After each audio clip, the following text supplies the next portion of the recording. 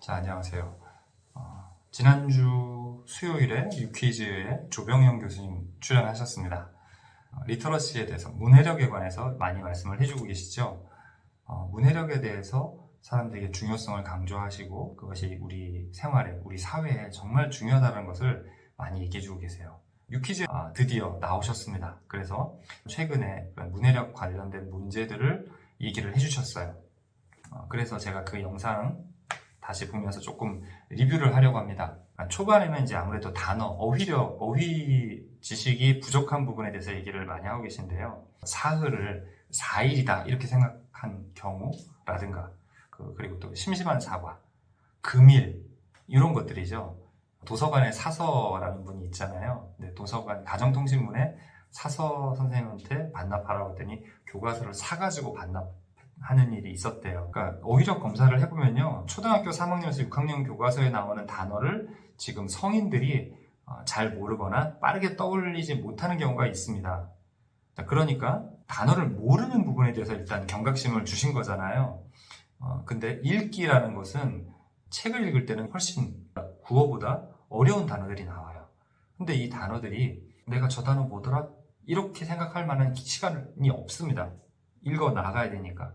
근데 우리가 몇 번 본 적은 있는데 그 단어를 충분히 알고 있지 못하게 되면은 휙 지나갔을 때 응당 떠올려야 할 그 개념을 안 떠올린 채 지나가게 돼요. 근데 본인은 내가 잘 알지 못했던 단어가 있었네? 이런 것들을 인식을 못 합니다. 그러니까 지금 여기 이제 어휘력에서 중에서 지금 중학생이 잘 못 맞추는 대관절, 을신연스럽다, 신학으로, 개편하다.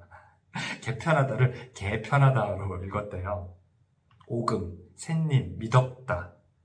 미덥다도 혹시 준말인가 고 미치도록 덥다 뭐 이렇게 생각하지 않을까요? 이런 것들인데, 그러니까 단어 문제가 실제로 빨리빨리 단어의 의미를 찾아내지 못하는, 빨리 연상하지 못하는 문제도 있고요. 글의 내용들을 통해서 추론을 못한다든지 문장과 문장들의 내용들을 이렇게 종합하는 것들이 약하다. 이런 것들은 드러나지가 않아요. 내가 뭐라고 얘기했더니 딱 그것만 알고 그것으로 미루어서 파악할 수 있는 뭐는 도저히 이해를 못했더라. 이런 게 어디선가 좀 이렇게 기사화되거나 그러면 참 좋을 텐데 그게 좀 안타까워요.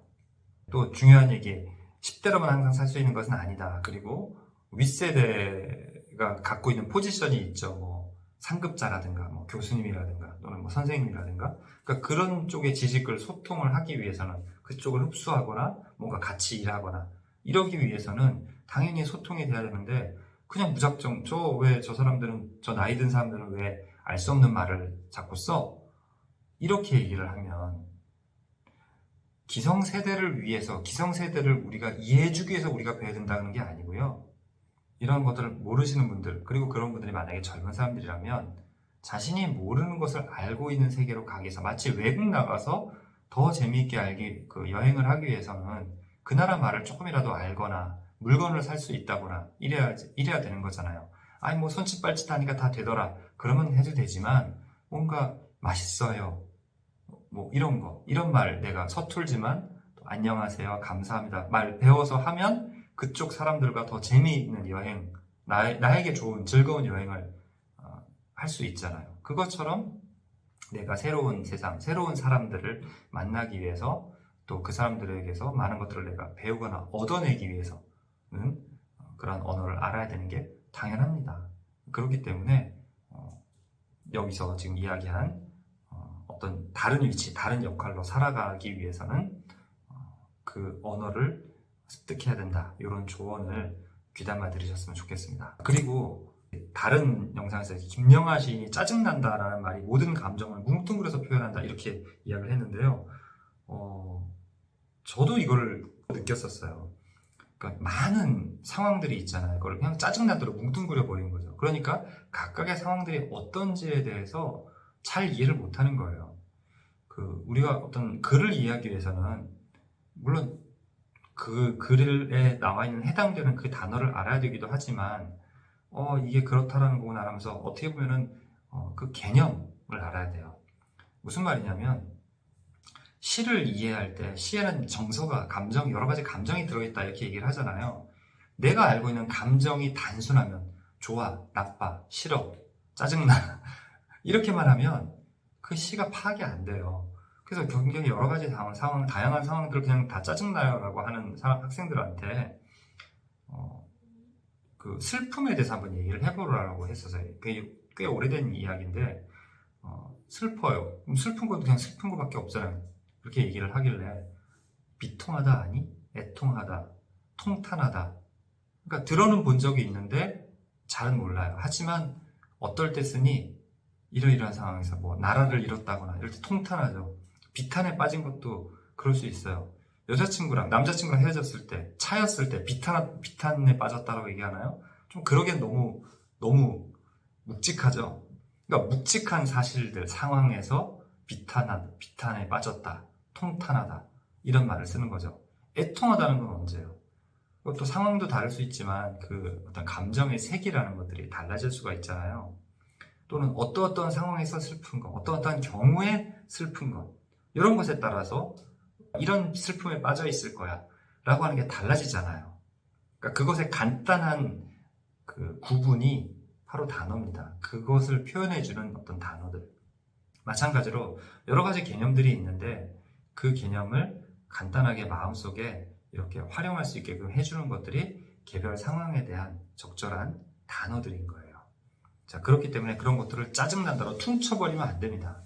저는 이제 짜증난다라는 말을 들을 때마다 그 토마토 케첩을 생각을 해요. 그 토마토 케첩을 좀 굉장히 제국주의적이다라고 누군가 말을 했거든요. 그래서 그게 도대체 왜 그런 거지 했더니 이제 제국주의가 다른 나라로 식민지화 하려고 와가지고 자기네 나라와 문화와 경제를 확 밀어붙여 버리잖아요. 그것처럼 케첩을 뿌려버리면 이 맛이 너무나 강하기 때문에 케첩을 뿌렸을 때 그 케첩 맛이 다른 맛을 다 덮어버린다는 거예요.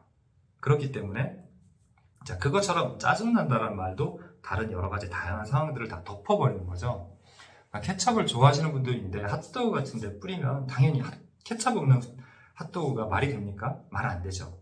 근데 계란말이 같은 데 케첩을 너무 많이 해버리면 어때요? 계란의 그 맛이 안 나죠. 그러니까 케첩이든 초장이든 이런 강한 양념들 찍어 먹는 것들은 간장이라든지 내가 먹으려고 했던 그 맛을 덮어버리지 않게끔 그러면서도 내가 좀 비린 맛이라든가 좀 없애려고 하거나 이런 케첩 같은 것을 통해서 더 맛있어지려고 하는 것들을 적당히 써야 되잖아요. 필요할 때는 필요한 표현을 쓸 수 있도록 하는 게 중요한 거죠. 그리고 필요한 단어를 쓰면서 그 상황이 어떠한 상황이고 이 개념이 어떠한 개념인지를 좀 면밀하게, 정확하게, 정교하게 이해를 하셨으면 좋겠어요. 그게 바로 여러분의 어휘력을 높이고 또 어떤 것들을 이해할 수 있는 능력도 높이는 그런 방법입니다. 그리고 제가 되게 유재석 씨한테 감동을 받았던 부분이 있는데 교수님이 이렇게 말씀하실 때 경청을 해요. 경청하면서 생각을 숙고하고 있는 게 표정에 보입니다. 유재석 씨가 어떻게 리액션을 하는지를 보는데 조경 교수님이 말씀하시는 것을 들으면서 이렇게 본인이 생각하고 저 이런 경우가 있죠. 뭐 이렇게 얘기를 하는 경우가 있거든요. 그런 것들이 되게 좋았어요. 글을 읽을 때 그러니까 조병현 교수님이 하나의 텍스트고 그 텍스트를 읽는 독자로서 유재석 씨를 바라본다면 그게 좋은 말이네 끝나는 게 아니라 그것과 연결되어 있는 다른 내용들을 본인이 생각을 하는 거죠. 내가 이런 생각이 드네? 그러면서 든 생각을 내가 다음번에 교수님 이야기 끝난 다음에 내가 MC로서 이 이야기를 하면 이 프로그램이 잘 될까? 이 생각을 하는 거죠. 그러니까 조병현 교수님이라는 텍스트를 읽는 이 독자 유재석 씨의 목적은 프로그램 진행이에요. 자신이 궁금했던 걸 물어보거나 이런 게 아니고요. 이 사람들에게 이런 얘기를 하는 것이 되게 좋을까? 흥미로울까? 또는 더 많은 이야기들을 조병현 교수님으로부터 이끌어내는 그런 역할을 할까? 이 생각을 하면서 보는 거죠. 텍스트를 읽는데 골도 굉장히 중요하거든요. 나의 어떤 목적에 얼마나 부합되거나 내 목적을 이루는데 얼만큼 충분한 그 읽기를 내가 하고 있나, 얼만큼 충분히 이해하고 있고 활용할 수 있을 만한 것들을 계속해서 텍스트로부터 얻어내고 있는가, 이렇게 읽는 건데 그걸 유재석 씨가 잘 보여줬어요. 물론 조세호 씨도 그런 걸 했겠지만 뭔가 정말 읽고 있다, 이해하고 이 위해서 뭔가 나름의 생각을 하고 있다라는 표정을 유재석 씨가 잘 보여주고 있으니까 만약에 그걸 보면서 나도 책을 읽을 때 저런 식으로 능동적으로 읽고 나도 나 나름대로 뭔가 생각하고 내가 왜 이 책을 읽는지 그리고 자신의 본분, 나는 능동적인 독자로서 나는 무엇을 알기 위해 어떤 것을 생각하거나 어떤 걸 찾아내기 위해서 지금 이 책을 읽고 있는 거지. 이제 그것과 계속 연결을 지어서 읽어야 한다는 것을 말씀드리고 싶습니다. 자신의 몸을 좋게 만들고 건강한 사람이 되도록 노력하는 것은 굉장히 가치 있는 일인데 사람들이 신경을 안 쓰잖아요. 그것처럼 문해력도 계속해서 더 좋은 문해력을 가질 수 있도록 노력하는 것이 굉장히 중요하고 나의 삶, 그리고 내가 나와 접촉하는 사람들의 어떤 삶, 그리고 우리 공동체의 삶을 더 향상시킬 수 있는 거다. 이렇게 생각하시면 좋겠습니다. 자, 여러분이 생각하는 것보다 문해력이라는 것은 굉장히 중요하고 여러분에게 큰 혜택을 드릴 거다라는 것을 잘 기억해 주시면 좋겠습니다.